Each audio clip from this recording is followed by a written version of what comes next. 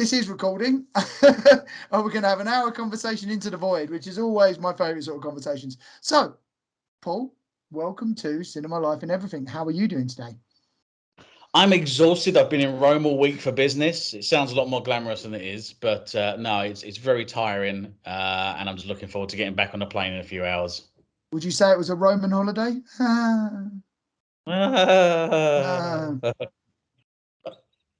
Anyway. So, Christ. And that's the start of the podcast. It gets no better than that. Let's go. Oh, do you remember Bullseye? Bullseye? I watch it all the time. TV.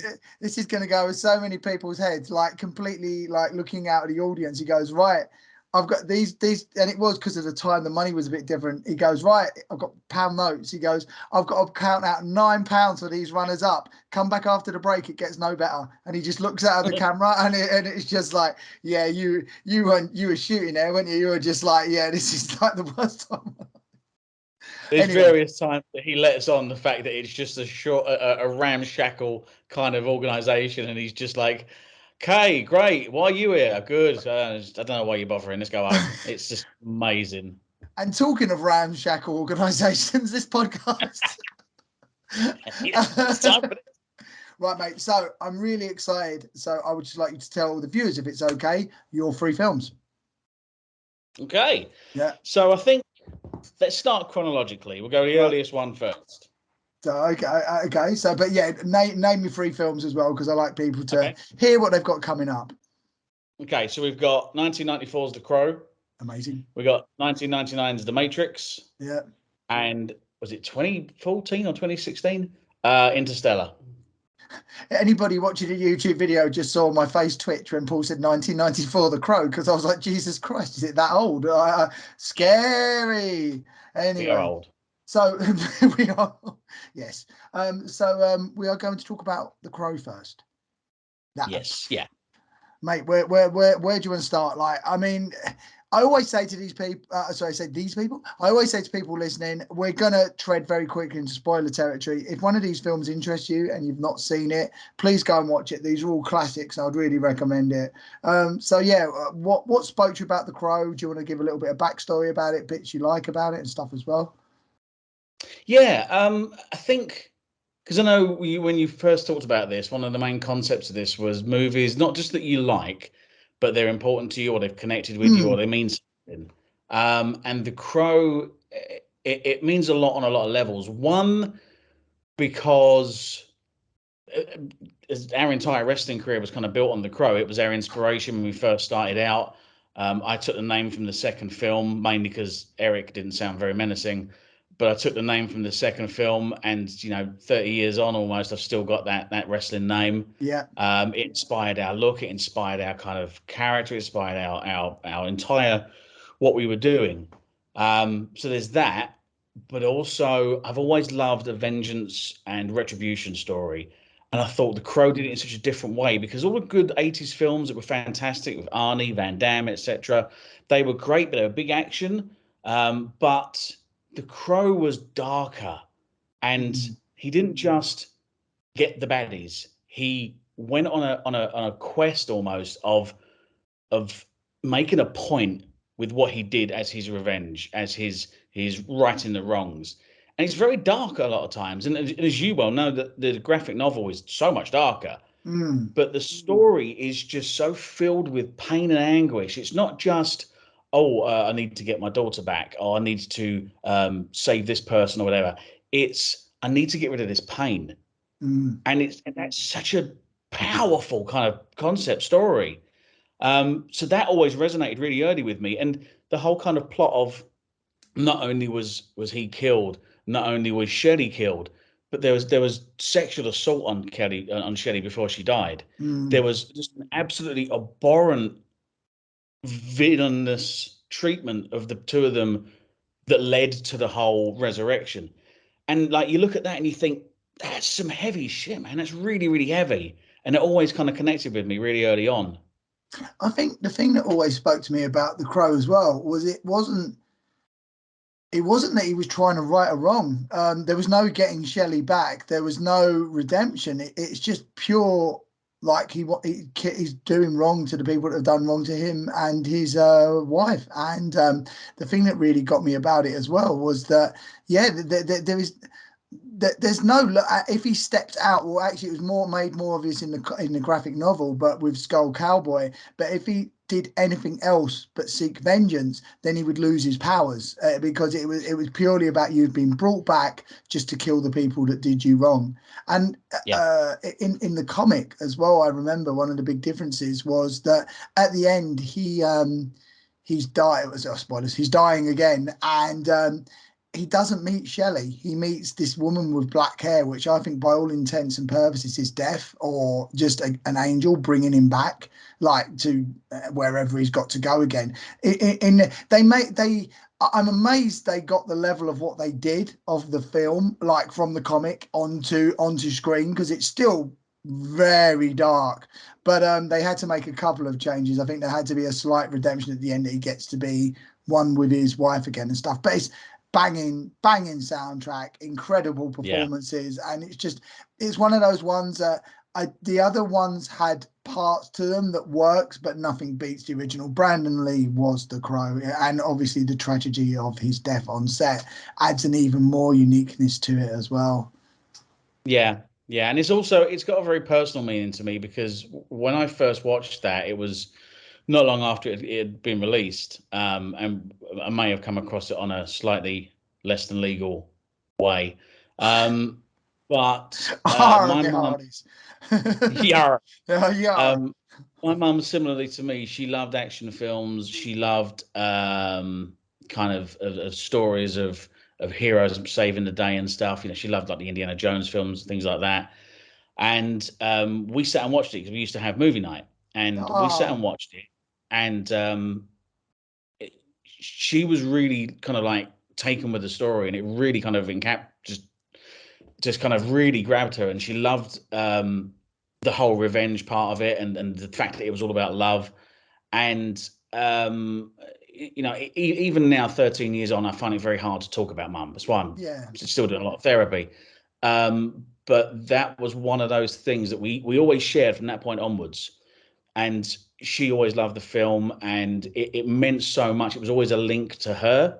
And yeah, it was just something that she kind of sat and watched on a whim and was like, wow, this is really something amazing. And it was just something that we shared, and it makes it hard to watch it nowadays in a lot of ways, because I always call back to that element of it, but it has that very special personal meaning for that reason as well. I mean, there is that overriding thing as well, that love can even conquer death. And I think that sort of ties the message of the film, and the fact that you've watched it in that situation ties it in beautifully as well, mate. I mean, it's yeah, I can understand that. It's a nostalgic thing, and also just a very meaningful thing as well. And I do think, like, yeah, in that film, they've obviously had to make some allowances for action sequences in it, but they never allow the violence to overshadow the true meaning of the story. It really, and I believe the original is Jesse Eisenberg was writing it because he was losing someone to cancer, and it was just his way. Yeah, it was, wasn't it? And he was just trying to like railing against it, basically the injustice of it, and just how like he just wish he could have them back. So it's iconic, and the makeup and everything, and I believe due for a reboot next year as well with Bill Skarsgård. So apparently, yeah, I mean, they've been trying to reboot it for a very long while. I mean, they yeah, had the sequels, and we try not to talk too much about the sequels. But I don't know, man. I feel it's one of those stories you should only tell once. I know the character is in such a way that you can have the character doing different things, because you'd have different people being brought back by a crow from the afterlife to right or wrong. That concept can carry on, but I think it's something that's so special. I think to leave it alone. Do you know what? I was talking about this the other day with some people, and I was mentioning if I could have had any character to play the Crow again. I said, you know, I'd have loved an older Crow. And at one point, I said, oh, Willem Dafoe would have been really good at it. But I said, you know what? Someone who's just can be very blank, but also show the anger. I was like, yeah, Keanu Reeves would have been really good at that. And then I was like, and he's done John Wick. And then I more or less thought some of the recent John Wicks, the amount of damage he can take and still keep going, it goes, essentially John Wick is The Crow, but just without the face paint, to be quite honest. Yeah. No, it's a very good observation, actually. And you think about it, there's a lot of things that have been inspired by that film in a lot of ways. But no, absolutely, you're right there. John Wick is pretty much is but yeah, he would have been an amazing character in that. Very good. Do you have a favourite scene from the film at all? The Crow. Yeah, various ones, but I think for me, put you on the spot. but I think the ballroom scene just stands out because on a cinematography level as well, it's so artistic because the lighting is in such a way that it always highlights Eric. And when he's fighting everyone and there's the flashing strobing and it's in slow motion while he's flipping over the table, and it's not, you don't see the close quarters block punch, but you just see very kind of fast moving, very deliberate action, which it's an art form to get in a fight scene. But it's nuanced. It's very kind of almost film noir. It's very, very stylish, but you know full well what's going on. And it's also got, for me, the best line in the film of, "I see you've made your decision. Let's see you in full." How much of like a ball swinging comment is that? I actually, because I got the special edition where it had the bits with the skull cowboy reinserted. So I bet people who haven't seen it, go see it. But the skull cowboy is basically this guide that only Eric can see. That is basically a skeleton in a cowboy outfit that warns him that if he's not following the path of just vengeance, it's going to have consequences. And this wonderful line where he saves this woman junkie who's with Fun Boy, and he squeezes the heroin out of her arm, and he looks at her, and it's directly from the comic. And he goes, "Mother is the name of God on the lips and hearts of every child." And amazing. But in doing that, like in the film, he just then kills. He just kills Fun Boy by injecting loads of syringes into him. But in the remastered version, Fun Boy comes alive and starts attacking him with a straight razor and cuts all his arms up, and that's why in the film suddenly his arms are all taped. But in the comic book, it's a lot darker why his arms are taped, actually, because he can't die. Exactly that. And they something in 19. Go on. No, go on. It's fine, please. I was just saying that's something obviously in 1994 you really couldn't put on screen, but it's that element, that darker element, that I think adds so much to the story.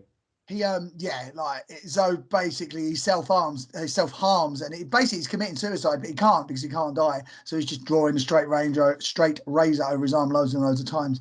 I sort of wonder, just thinking out loud now because we're talking about it, that level of violence when Daredevil and the Punisher were on Netflix, if they could have released The Crow then, you would have probably been able to get that. They would have gone all the way with it, I think, to be quite honest.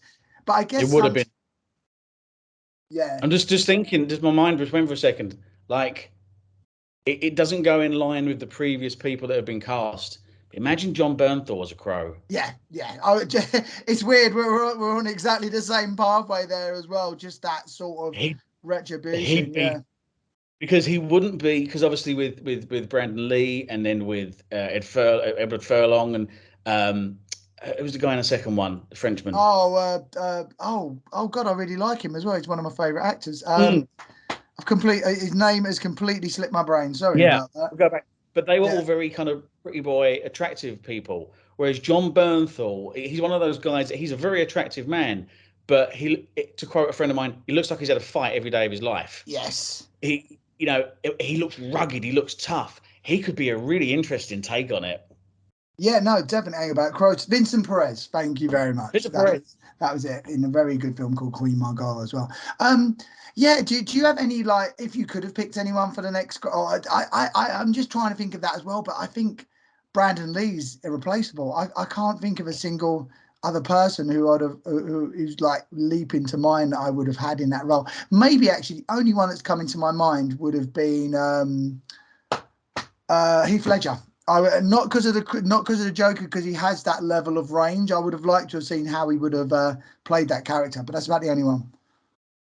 Yeah, I think he would have done a very, very good job at it. But yeah, there's not many people that jump to mind because it's, it's an iconic thing. Like if you were to recast Rocky, God forbid, Yeah, who can replace Stallone? Lots of people can do that kind of thing, but you're never going to do, no. Creed's fine because Creed's a separate character. But you can't replace Rocky. You can't It, replace Han Solo. You can't. they tried, and Oh, fair yeah. enough. I think I think that was the end of like Legacy trying to get rebooted. Like you can't. There's certain characters just don't go near. So should we talk about your second film then? The second Sure. choice.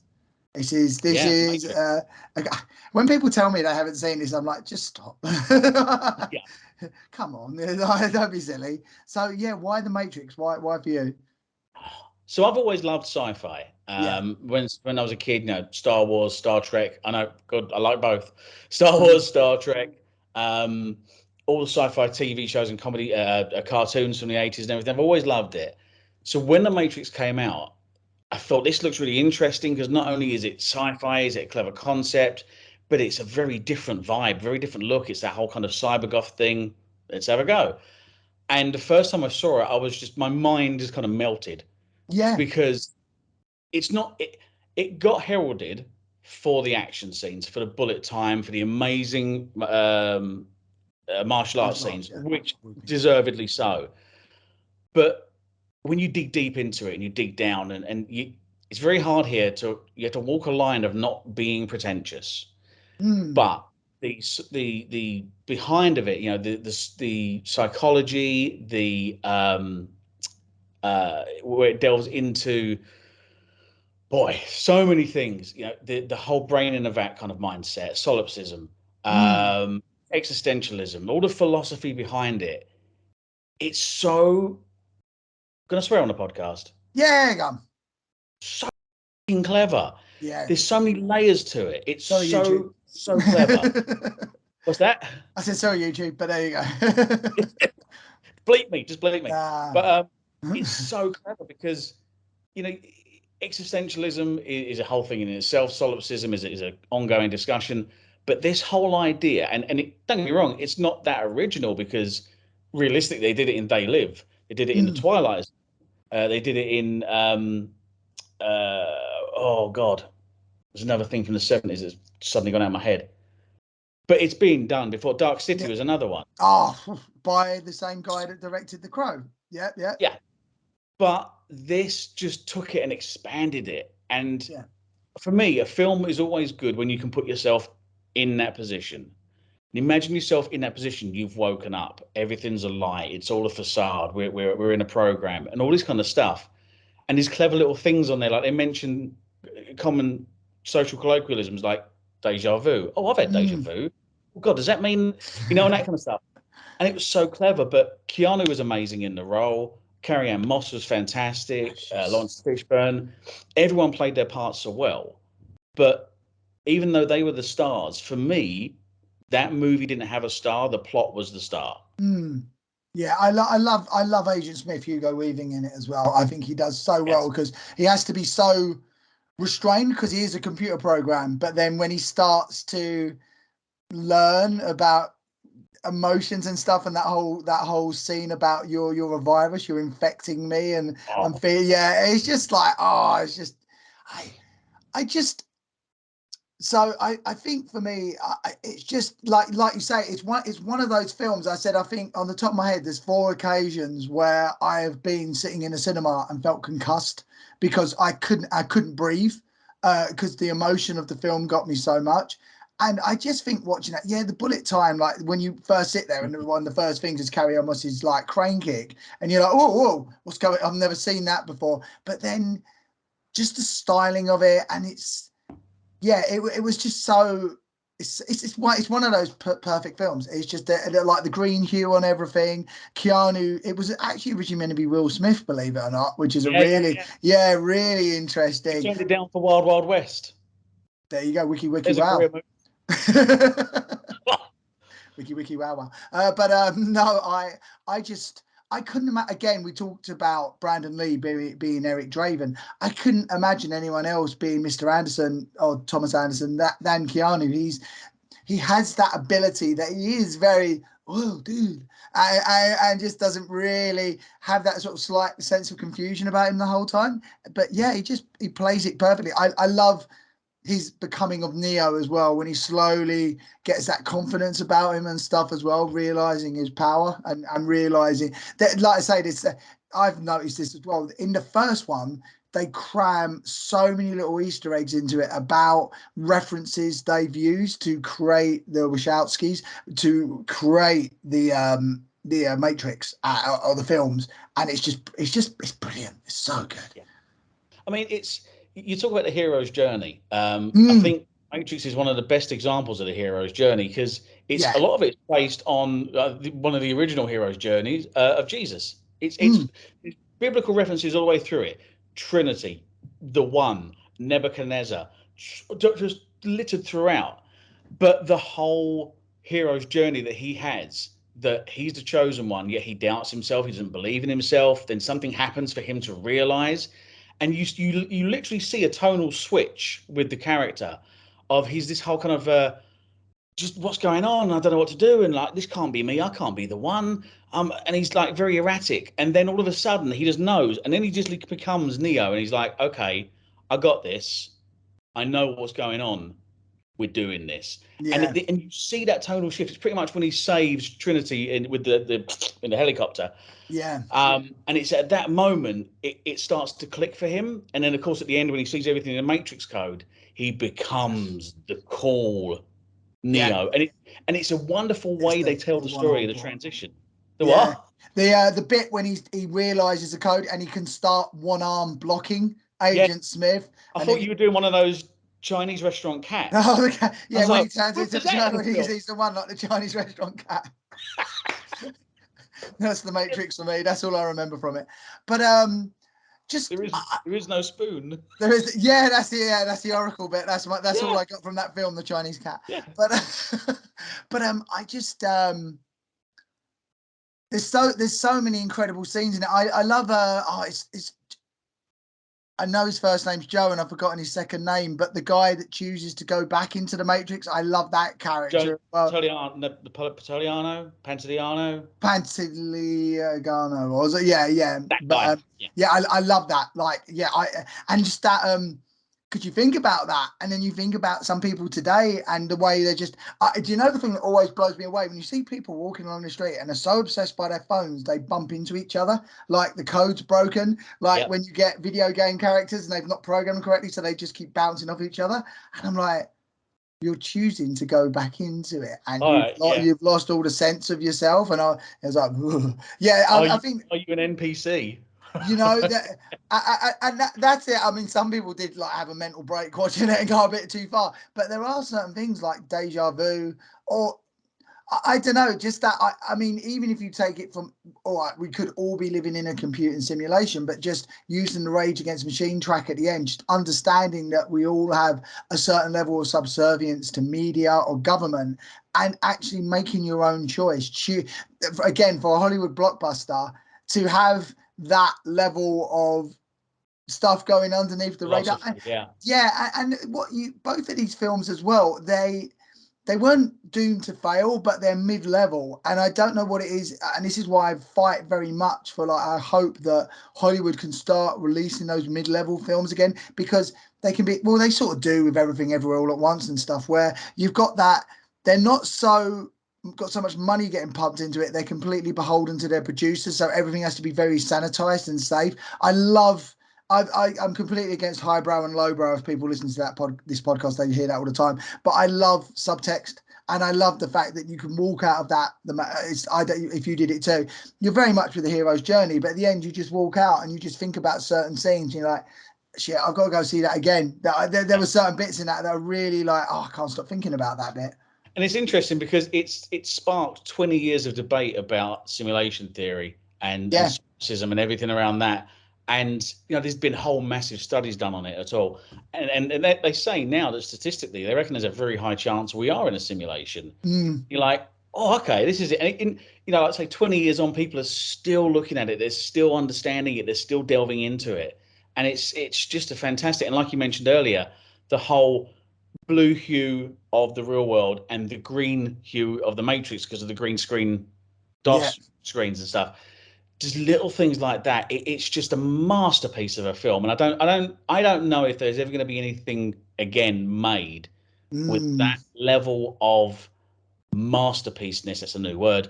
Of just a world in itself and a structure of just clever and very quickly. Let's go on to this.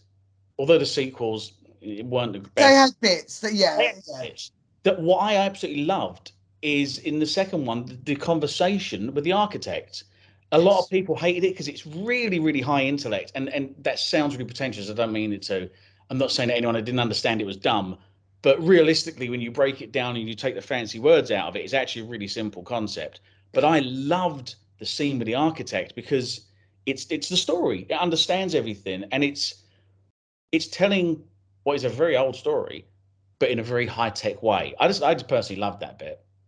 I did as well because I like the fact that it was it's breaking out of a cell within a cell. And if we're going to go there now, mate, if you're talking about consciousness and realms of consciousness and stuff like that, you can feel that you've aspired to this higher level. But it was no interest to the architect because he goes, you've been here before. And when you see all the millions of other Neos that have actually reacted to all those times before, and it's an amusement to him. It's an amusement to the architect. It's like, you're just a program as well. Like, and then you doubt it, like everything you saw in the first one. It's like, oh, he's just like a cleaning code to reset Hmm. the matrix again to stop people getting too tetchy and wanting to break out of it. I thought it was a very clever twister, and like I always loved again. It's hard because people by that point have been set up for action films. But in the third one, when it starts in the subway of him talking to the young girl who's a computer program, and the computer program's basically saying, we've adapted and understand about love, and shouldn't we have the opportunity, and that nature of what is human, what is reality. Yeah. Okay, it's a high concept, and again, don't mean any pretentiousness about it. And maybe in that film, when people wanted to see Keanu just doing spin kicks, maybe it wasn't the perfect opportunity for it. But I love that, and also the final battle, the fact that Mm. in the end, and I always chokes me up, the idea that one day you will meet an opponent that is Legion, and that is what happens with Agent Smith. There is no way of beating all those Agent Smiths. So Keanu lets go, but at the same time, oh, I'm sorry, I can actually just call him Keanu. Neo lets go, but in the same time, that's what destroys Agent Smith, because it's the power of choice and the power of free will that the computer cannot replicate. Yeah, it's a masterpiece. It really is. It's one of my. I watch it on a regular basis, probably once a month. Yeah, It's just a fantastic film.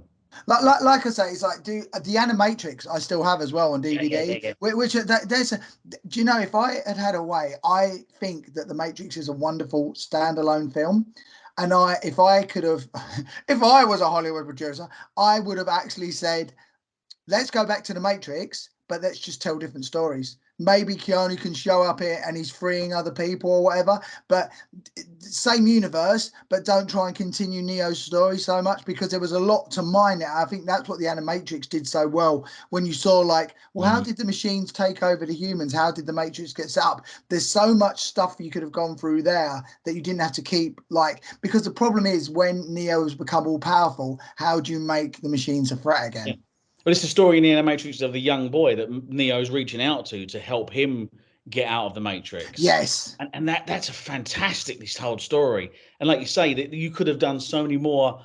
Yeah, okay, it's past the point now where Neo's beaten Smith and there's a peace with the machines, but they're still trying to save people. And here's one random person, and they're trying to pull them out for a very specific, special reason. And then you tell that story of that, and then maybe like, oh, the machines are against this because this person's got a special. There's so much you could do with it. Do you, it is Resurrections, isn't it? The fourth one. Yeah. Do you know what? I watched it when I first watched it. I was like, "Urgh." And then I watched it again, and I was like, actually, it's quite biting in what it's talking about the nature of sequels and just having, very on the nose in parts where they go, yeah, Warner Brothers wants us to make another Matrix, that talking to him as a computer programmer, and they're going to make it with or without you. And I was like, wow, Yeah, that was they're really going now. Yeah. Yeah, But no, it wasn't that bad. It was good for what it was as a finishing of the story. yeah, You need to go into it not expecting it to be the Matrix number one. You've got to look at it as a standalone story. I loved. I mean, there's bits in it where it's right up. That's the funny thing. Even if the other two or the other three don't hit perfectly, there's scenes in all three of them that I'm like, they're worthy of watching. Like the Morrigan with Monica Meridian. Bellucci. Morrigan. That whole scene, I love that. The fight on the highway, that's Oh, absolutely incredible. The final battle with the multiple agent Smiths and Neo. But like even in the fourth one, the when Trinity realizes her power, or the bit when you see the damaged bodies of Neo and Trinity getting repaired and stuck back in their tubes. I'm like, oh, they were that in hit love hard. and they made the ultimate sacrifices, and the machines are like, no, you're just batteries again. Get back in there. Oh, The incredible. underlying story of the last one was really, really good, and I enjoyed it when I watched it. I was a little bit underwhelmed, but I think again I went in expecting too much because I Yeah. loved the first one so much. But in itself, it was a perfectly good film. It was very good. Yeah, it's got like I say, it's got its moments, and when it hits the points, I'm like, yeah, fair enough. Do you just going back to the Matrix quickly though? Do you have a favorite scene from the first one as well? Yeah, it's unquestionably, and also considering the first one's all about the action, it's unquestionably probably the least action-filled scene. It's the Agent Smith speech about the virus, about Ah, you're a virus, you're an yeah. infestation, you're a cancer, and we are the cure. That is just such a powerful scene and monologue. Nah, untouchable. I love the fact as well when they reveal they actually made it perfect and humans rebelled against it because they just can't, our brains just Well, couldn't accept it. Yeah, it's because we've got to have pain. brilliant concept that is. It's like it was harmonious, it was perfect. You still rebelled against it. That's amazing. I think for me, the bit at the very end when Wake Up kicks in and the brass against version in number 4, that was Mm. I was like banging, amazing. But just like I think I mentioned to you on the phone last night, the bit for me, Carrie Ann Moss, unbelievable in it, where the machine, the spaceship or the shuttle they're in is getting destroyed by the machines, and it's all over and it all looks lost, and Keanu has been shot. I keep calling Keanu. Neo has been shot and he's dead by all intents and purposes. And she goes, "You can't die because I love you." And then she kisses him. That like, and it's just like the music kicks in. Even now, the goosebumps have Yeah, just gone up on yeah, the back of my neck. And the way they all shoot him, and he just goes no, and the bullets stop. It's yeah. what? Yeah, Oh, what? it's a perfect film. It really is a perfect film. And it's like when anyone sort of digs into Keanu for me, I'm like that bit when he just looks up and goes no. I'm just like, whoa. It's like, Anyone that ever says like Keanu's wooden or Keanu can't act, my immediate response is Devil's Advocate. Go and yeah. sit and watch the Devil's Advocate and tell me the guy can't act. For Great me, actor. believe it or not, Point Break. I think he's Well, yeah, amazing in Point Break. Yeah, it's absolutely it's true. it's like you don't. Not everyone's going to be Daniel Day Lewis, but you do what you do. And with Keanu, it's like the thing is, you have to remember with John Wick. I know. So we've jumped a little bit. I keep mentioning John Wick, but with John Wick, Keanu apparently hadn't had a big hit in years, or he was doing okay. He was ticking over. The mid-level action film was dying after Bourne and stuff. They're like, there's nowhere else to go with it. And Keanu, and it was directed by a stuntman, and they almost pulled funding from it a week before principal photography begun. But then Keanu sold it, and I remember it built up underground, like, oh, what's going on here? And then you watch it, and I'm just like, no, I'm completely in with this. Keanu Yeah, can sell it, man, and just that franchise of him in the Matrix. That I can completely believe the change in his character when he goes from Anderson into Neo. It's amazing. it's a great actor. I won't hear anything else. No.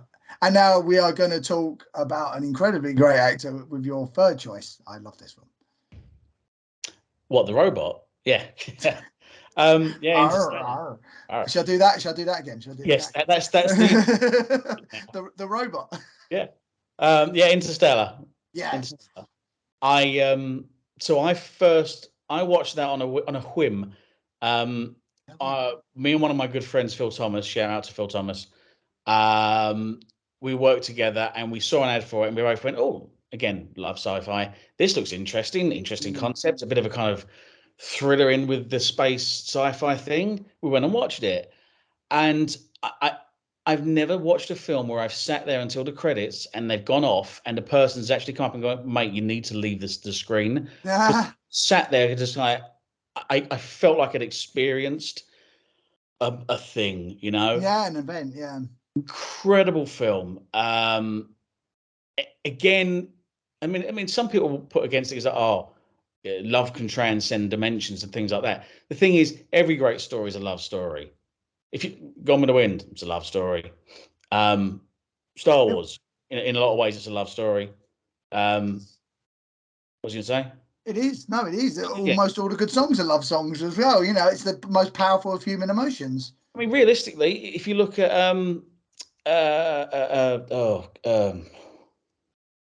the prison, Morgan Freeman, Mm. Shawshank Yes. Redemption, Oh, Shawshank yeah. is all about love. The Matrix is all about love. Yeah. It's a love story. It's an action. It's a thriller. It's a drama. It's very clever, and it's terror. That's the Mm. thing that people forget about it. And this is one of the things, because I honestly I believe that Christopher Nolan is the absolute best in the world. Don't get me wrong. Scorsese is fantastic. Spielberg's fantastic. For me, Christopher Nolan is the absolute best because little nuances. They're out in the depths of space, which is vast beyond comprehension. Whenever they show the endurance just trundling through space, silence. Mm. And it's an uncomfortable thing for a director to do, to have a scene of just pure silence. They've done it in 2001: A Space Odyssey. Not many others have done it. But just the silence of endurance going through the heavens, and then just the attention to detail with the science of things. When the explosion happens, there's not flames. There's an internal flame from the inside, but it goes out straight away. Gravity is perfectly explained. How a black hole works is perfectly explained. All the physics are incredibly perfect on it. And there's that constant threat and danger and terror the minute he takes off. There's They're fighting against the unknown. And it's the line that they say in it, like, we are woefully unprepared for this. Because it's that hubris of humanity of like, oh, we've got a spaceship, space is empty, let's off we go, we can manage this. No, you can't. You have no idea what's out there. And just the story that's told, the emotions of when they get back from Miller's planet, where they've lost all those years because of time dilation, Yeah. and he watches the videos that have been sent over the decades from his daughter and from his son, and his son tells a story of how they've had a child and that child has died, and then grandpa's died. I mean, and he's sitting there and Matthew McConaughey is weeping. That's so fuck. That's Sorry, YouTube. Don't That's worry. so powerful, and just the whole connection with it. It's an incredible film. I just like, yeah, everybody's top notch in it. I just I think one of the things that really resonated with me was like, they don't have to do a big thing that the world is dying, the earth is dying. They don't have to really show, but just how, you know, the dust storms that are coming Yeah. across, the fact they're running out of crops and stuff as well. Just those little nods that it doesn't have to be that an asteroid's going to hit the earth. It was just No. that level of just things are just slowly falling apart. So we need to sort something out quickly. I loved it. And Anne Hathaway's incredible in it as Oh, well. she's so good. But this is the thing as well. When going into it, I hadn't seen much of her stuff at all, and No. I didn't really care for Matthew McConaughey. I'd seen a couple of things, and I was like, All right, all right, all he's all right. right. Yeah. But you see that, and you're like, man, this guy's a really good actor, and he Yeah, goes yeah, through the emotions so well. Um, and just the evolution of his character. He's the hero, but he's not a superpowered hero. He's not a perfect hero. He's not even a strong hero. He's just a guy with yeah, will. yeah, And it's his will that's fueled by he needs to get back to see his family. That's the only thing he cares about. And he's putting his life on the line and he's trying to do everything for that. he's trying to save the world, but realistically, he's trying to save it for them. Yeah. And it's a lot of the little subtext pieces, like the school is now on the mindset of that the moon landing was a fake and it was all a big political thing, and he pushes against that, and he's like, no, I'm not going to punish you, I'm going to take her to a ball game for standing up for herself. And just kind of like this almost bordering on dystopia of what the world's become because of what's going on.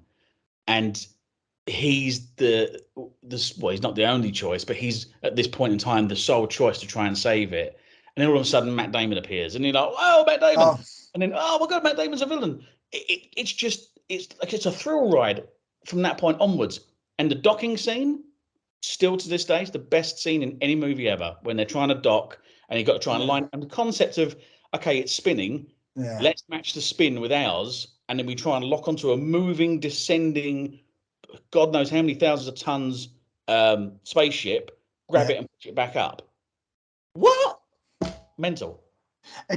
I love the fact, I don't know what come first, but the fact it is Matt Damon, and Matt Damon done that film, The Martian. I was like, that's an incredible bit of stunt casting, if not, but I know, right? yeah, yeah, I think, do you have a favorite? I mean, the soundtrack, have we mentioned the soundtrack? Not yet. Like Hans Zimmer, wow, it's an intense. Sorry, there's just a bit in it where it goes wow, and I always remember that. But yeah, I listen to that soundtrack a lot, a lot. It works even better in headphones because there's a lot of left to right dissonance as well. It's incredible. But one of the best things about that soundtrack is when he was given the job, Hans Zimmer was given a job. Christopher Nolan basically said, "Here's one page that tells you the concept of the plot.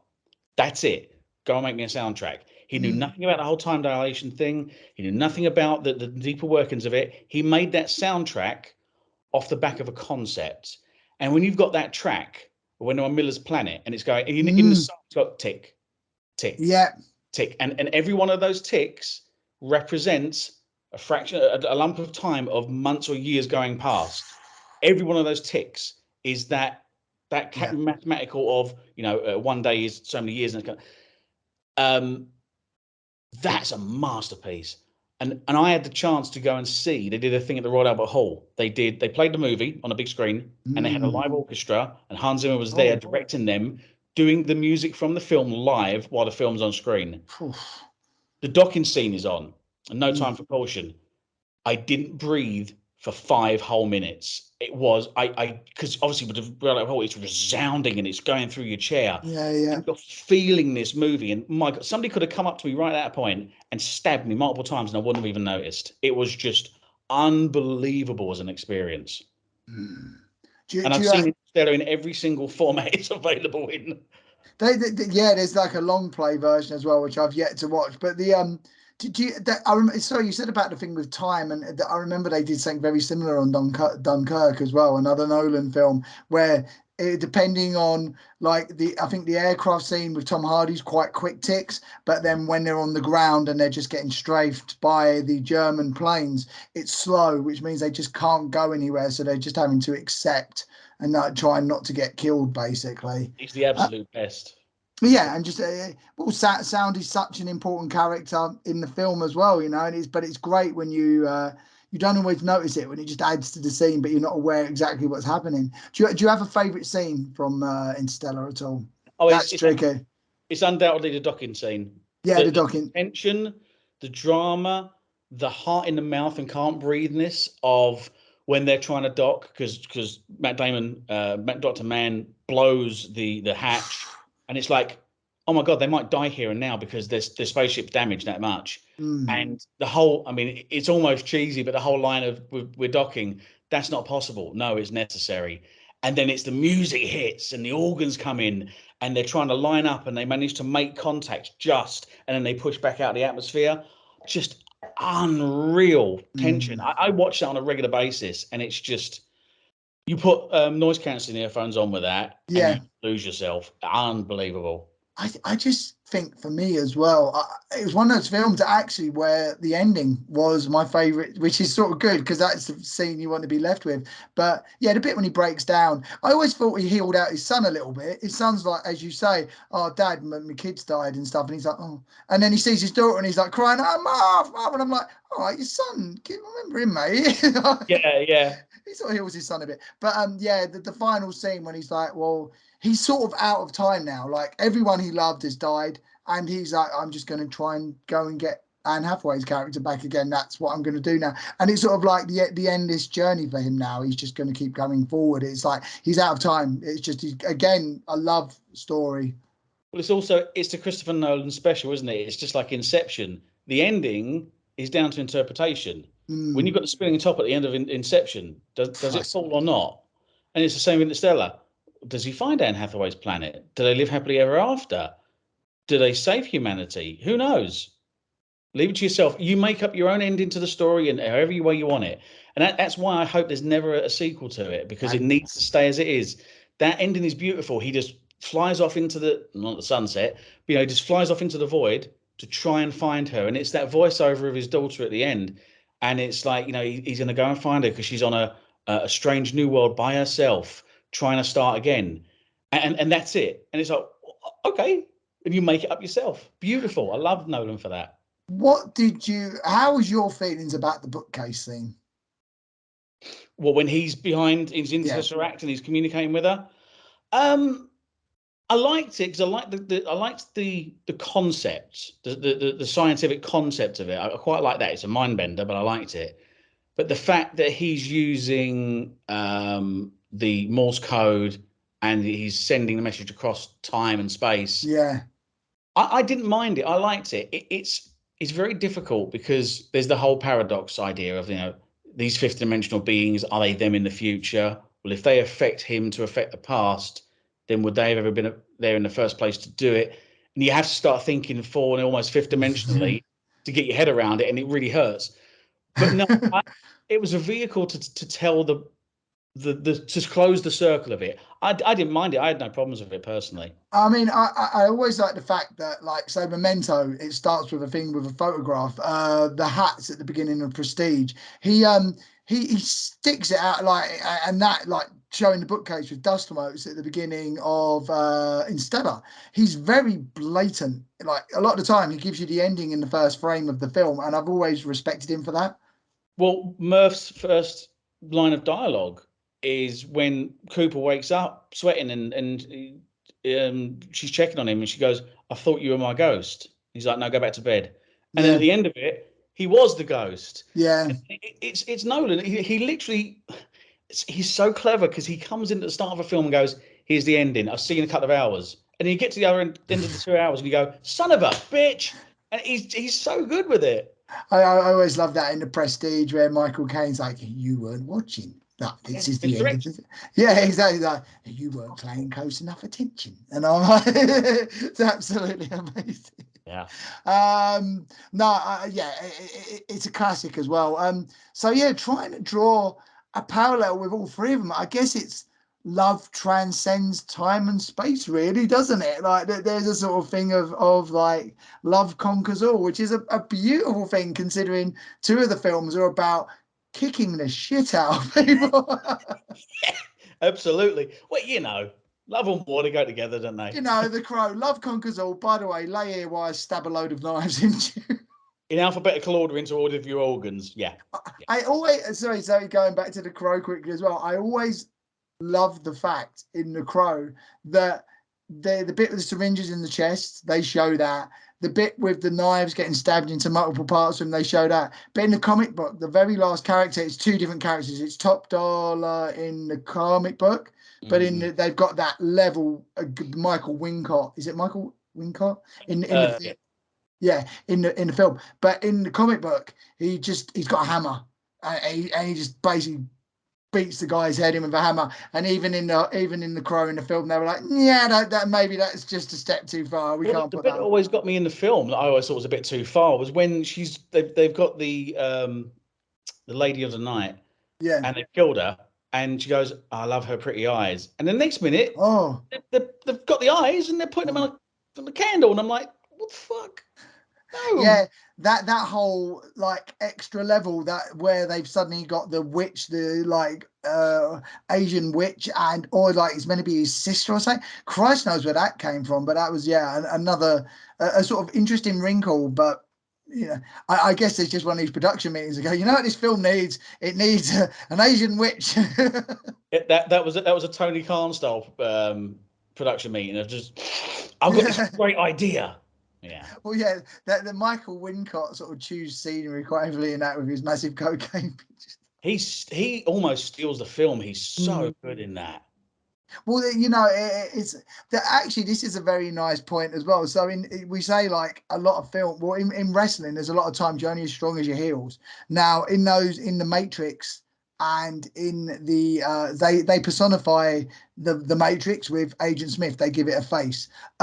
With the Crow, it's I'm desperately. It's not Top Dollar. I'm desperately trying to remember his name. But that character there, that's the boss, the end level boss.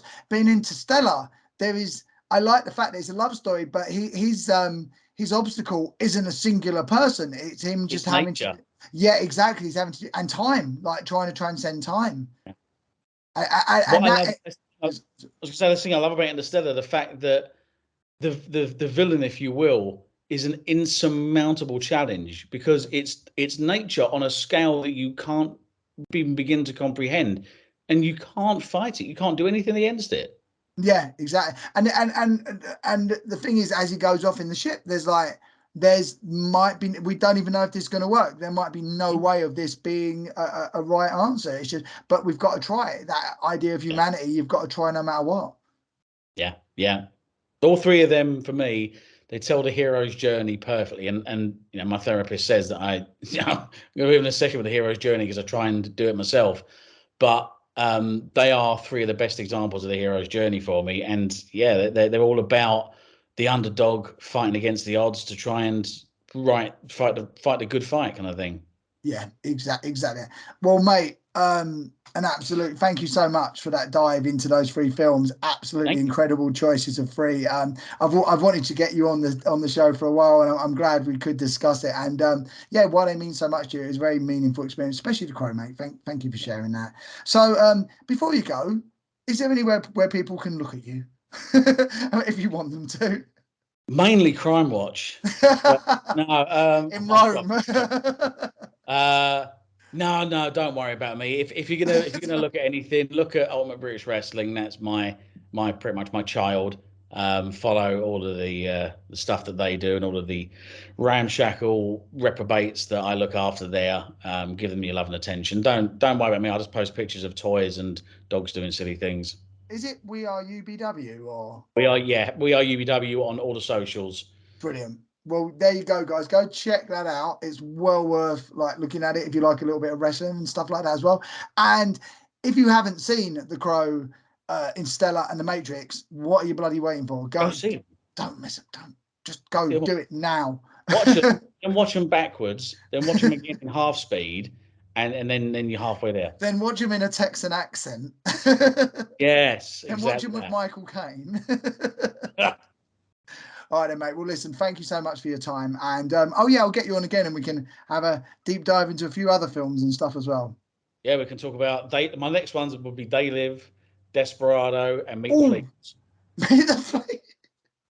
mate, I got into a deep conversation about Freddie Got Fingered being one of the best comedies of all time the other Hey, day. would you like some sausage? I knew it straight away, and his wife, who was sitting in the car with us, was just shaking and going, I didn't think anyone else had ever seen this film, because I started just doing the backwards man straight away. So I was like, yeah, exactly. It's like it's a classic Yes. of its time. Anyway, yeah. So have a lovely rest of your day, and I'll And speak to yeah, you soon. speak to you soon, mate. Bye, mate. Bye.